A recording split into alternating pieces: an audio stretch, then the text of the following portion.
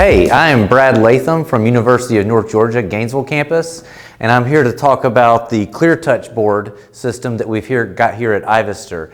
I'll preface this by saying I have long been using the SmartBoard brand, SmartBoard at UNG. I've been using them for quite a while in my teaching career, and I've always used the SmartBoard because I like the fact that when I write my notes, just the same way I would write them on a traditional board, at the end of class I can save them to PDF. It has all of my work and everything that I've done that I can upload to D2L as a PDF. And I've done that for years and years and years so that the students can rely on the notes being online after class. So I come here to Ivester, and one of the first things I ask is if they have a SmartBoard. Well, they've got something called ClearTouch. And so I decided to use that instead of do the same thing, and I have found that it is really nice. It was way more advanced for me than I needed at first, and it still kind of is, but it was very quick and easy to adapt to what I needed to do, which is to just get notes saved as a usual PDF file that I can post right after class. So I'm going to go through the basics of how to do that. I may point out a couple of the things that I like about the ClearTouch as far as that goes. And I'm not the person to give a full tour of all of the things that it can do, because it can do a lot of impressive things, many of which I ain't got no use for teaching math, so I don't really have to use a lot of those, but I'll try to point out one or two of the things that I've seen that it will do, and maybe I'll just give you a quick overview of how I use it just to produce my class notes in a way that I can save them to a PDF file to upload when I'm done. So first thing here is I mostly just use the pen and my finger to navigate. That's the easiest thing if you're treating it mostly like a traditional board. And if I have to type something, I'll use the keyboard. But to get started here, I'll just grab a pen, and we're going to want to go into the Chorus app. Everything's going to be under Chorus. Let me give you a little tip first, though, that I have found the hard way. I like to make sure that the person before me didn't forget to log out. Make sure that I'm logged into Windows, because my whole thing here is that I'm going to save the notes to post later. So I need to make sure that I'm logged into my account. So I'll double check that before I start. And then here we will go to Chorus. I will launch the Chorus app. Okay. And so this is the app that interfaces with the board in the way that the board is intended to be used. And there's a lot of different options that you can go in here. You can access your OneDrive files. You can go to YouTube. There is a whole slew of apps that you can cycle through here. But to use the board as a board, the one that you want is the app called Whiteboard.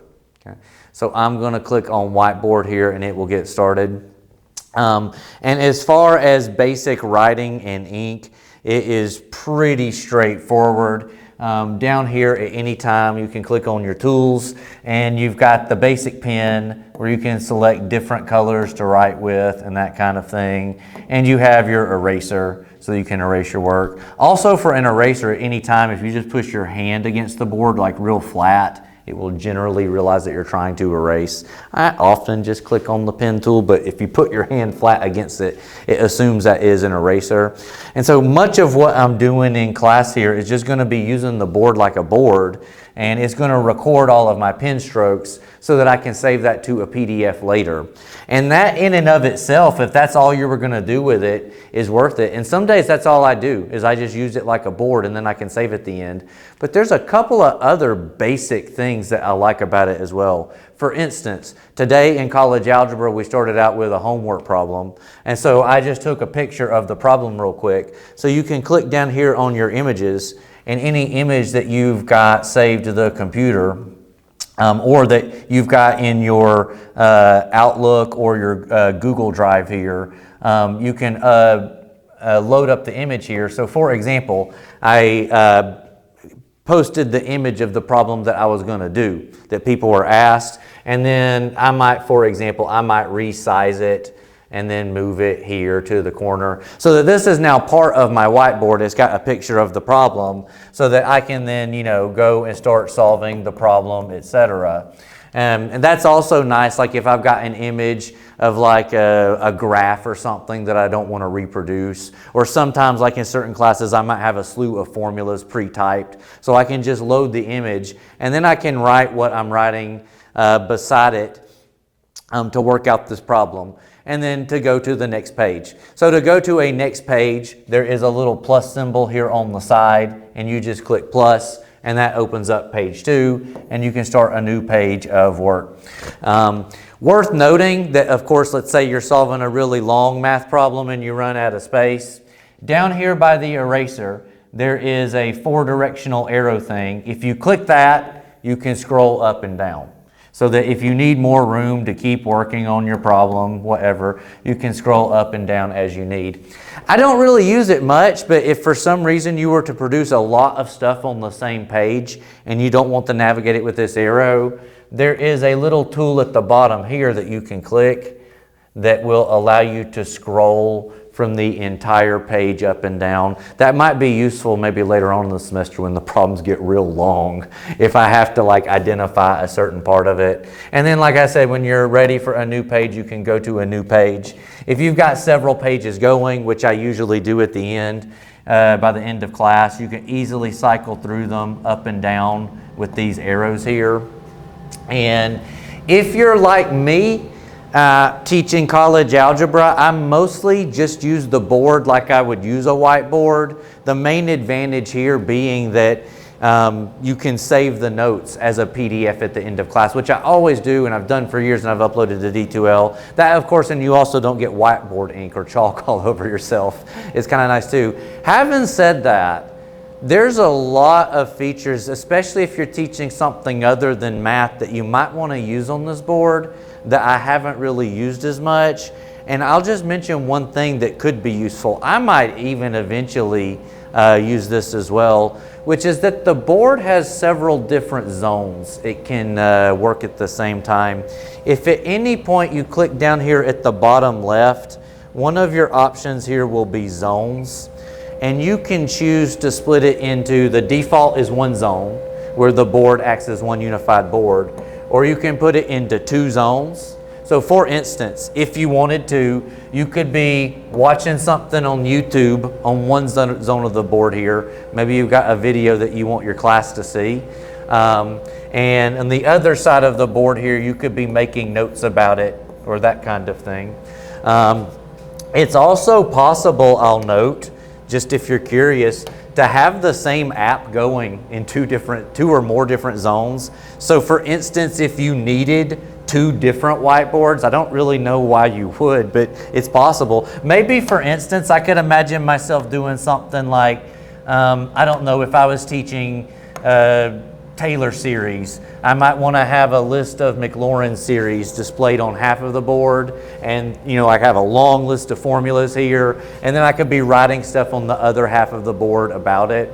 That might be useful, and I might eventually do something like that. But you can have whatever you like running separately on the other half of the board here. 2 zones is not the only option either. If you want to get real crazy with it, you could have 3 different zones, for example. Could have 3 different things going here in 3 different panes. It would be a little bit much for me to keep up with, but maybe somebody watching needs something like that. The limit is actually 4. You can have 4 different zones if you wanted to. Like I said, I haven't done anything with that yet. You can always go back by clicking in the bottom left. But it's notable that that might be useful. One other thing you might want to do is, of course, type something. And I do this in my math class sometimes too. Like if I want to type a list and you don't want to handwrite it, let me go to another page.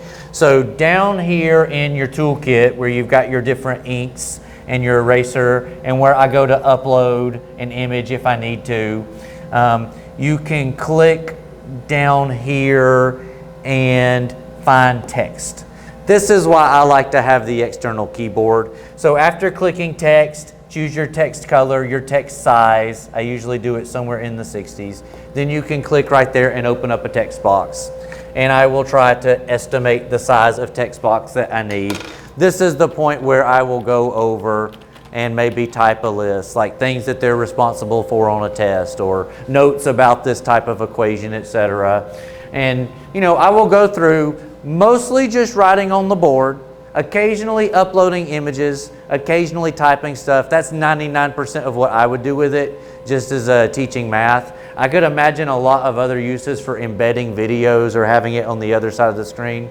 But one way or the other, the nice thing about this, why I used to use the smartboard and I now use this, I think, superior ClearTouch, is that everything I've written, typed, and put onto this page now, I can save and give to my students in whichever way. I upload it to D2L. So what you want to do here is you want to click the bottom left of the toolboard, and it says options to save as, open, export PDF. I always go with the export PDF option.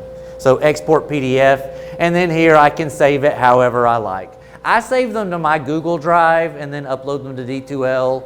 You can save them locally here to the computer. Like I said, just make sure you're the one logged in at the beginning of class. And so I export it to a PDF, and everything that has been on the board here will show up in the PDF file. I don't know for sure, but I will say one last thing is if it's anything similar to the smartboard, if you're doing this, I would export it to a PDF rather than saving it natively. Saving it natively, at least this is the way it worked on the smartboard, and I'm assuming it's the same. Saving it natively seems nice because then you could edit your file here natively as is, but the file format that it saves it, if you save it in the native format, the students won't be able to read that file format unless they download or obtain particular software for reading that file format. And I know that at least with some brands of these boards, the students have to purchase a separate software to read that. Whereas every computer, every laptop, and every phone in the world will read a PDF. So that's what I've always done, and I've never had any trouble with it. And I actually got to say, my closing remark is the notes that I've uploaded from the ClearTouch here have been really accurate, and I've been really impressed with the PDF quality. So there's kind of a basic overview, at least for people who might want to save their notes digitally as well. And maybe it gave you an idea of the other stuff that the board can do if you're interested in that as well. So I'm going to keep using it. Maybe by the end of the semester, I'll be doing more advanced things with it for now. But for now, at least, just getting the notes in a savable format, I really, really like it.